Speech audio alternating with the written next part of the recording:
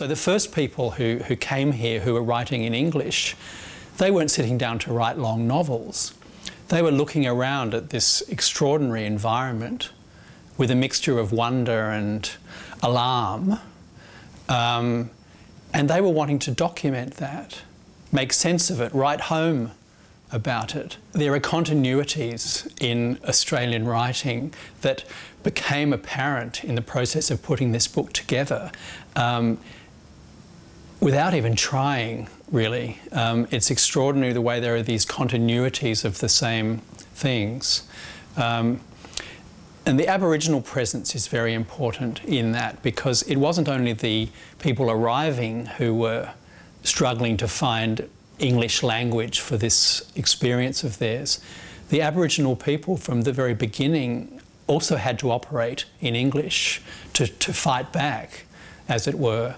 And so this process of forming a language on both sides to negotiate and to fight at certain points is something that then carries right through into the present day.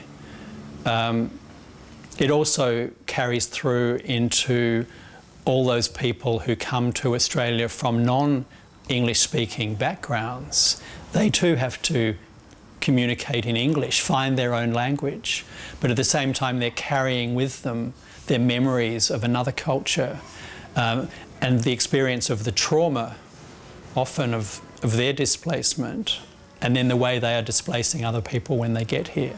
So all of these kind of experiences are carried through with wave after wave of Australians, and that comes out in the writing. I think that sense of wonder, of magic, of Gothic, of the really outlandish is there from the beginning, because just as people are trying to find language to document their experience, at the same time their imaginations are running wild.